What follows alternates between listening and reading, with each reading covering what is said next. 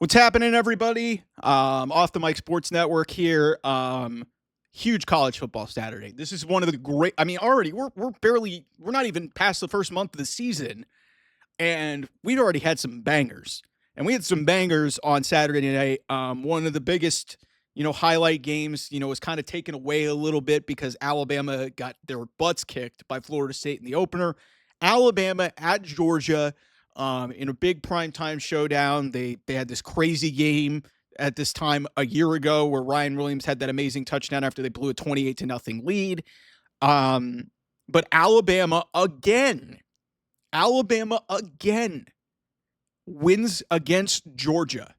And Kirby Smart, we'll have to talk about this at another portion. Kirby Smart, by the way, is 1-7 against Alabama in his career. The only win was one that counted the 2022 national championship. He's 107-13 against every other FBS team. 107-13, but he's 1-7 against Alabama. And he's lost, and he's 0-2 against Kalen DeBoer.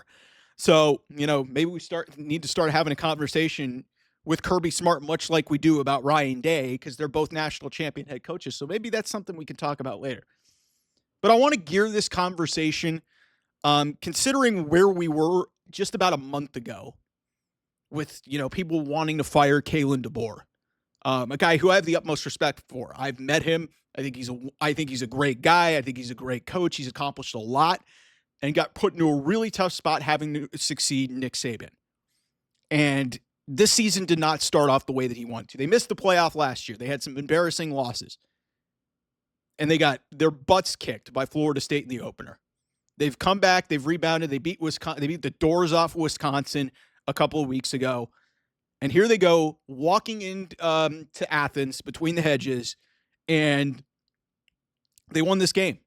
They dominate. They in a lot of ways, like this was real. They were up a large chunk of this game, and they win 24-21. I mean, Ty Simpson looks like the real deal. They run for 117 yards. Like this really, to me, was, the yardage doesn't really tell the story. Time of possession, Alabama dominated that, but I'll just say this. Good for Kalen DeBoer. I'm glad that he got this win. The guy needed it. And needed, the boosters and a lot of the people who recklessly were and saying a bunch of bullshit. Like he doesn't have a massive buyout. Hey, we should fire this guy. We're only into his second season succeeding a legend. Like he thought it was going to go the same way.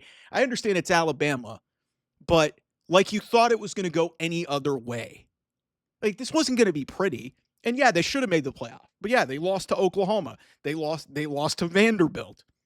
And they got to play Vanderbilt next week. We'll see how that goes.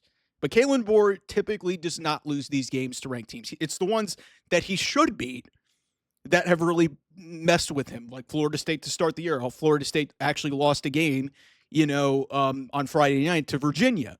So, but big picture, at least from the Alabama side of things, good for Kalen DeBoer. Good for him that he kind of quells, a lot of this, speculation and reckless, fanboyism that was just, basically saying, yeah, we this guy sucks. It's like he wasn't in the national championship game at Washington 2 years ago. Come on. What are we doing? I think Kalen DeBoer is a great coach. I really do. He's got to figure out, this whole narrative around winning some of these other games, because if he wants to get to the playoff, he's going to have to beat teams that he's supposed to. And, that's what kept him out of the playoff last year. So to get this win and be the second time that he's beaten Kirby Smart, he's beaten Georgia, who was widely considered to be one of the classes of this conference. You send a message to them. And, it was really, I'm not going to say dominant, but you felt like for most of this game, Alabama was the better team. So good for Kalen, good for him, good for his staff, good for his players. I'm really happy. Ty Simpson, who got thrown into a really tough spot, had a rough game in the first one. That guy's been balling. So we'll see if he can carry this momentum in a wide open Heisman race. If Alabama could potentially, like, say run the table. He looks legit, man. But yeah, this was an impressive win for Alabama, and I think the biggest thing that you can take away from Alabama going to Athens and winning this game is that I think Kalen DeBoer, he ain't going anywhere. That guy ain't going anywhere. So any of you Alabama fans who were just like secretly hoping that you were going to go get somebody else, you guys got a good coach. Good for him.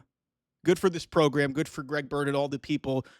Like Alabama, like I had a feeling that this was going to probably correct itself after the way that, I think, a lot of what preseason rankings suck. And I think a lot of what made that opening loss frustrating is Florida State was, I think, just really underrated. They just lost this week, but preseason rankings suck. And it set Alabama up to fail.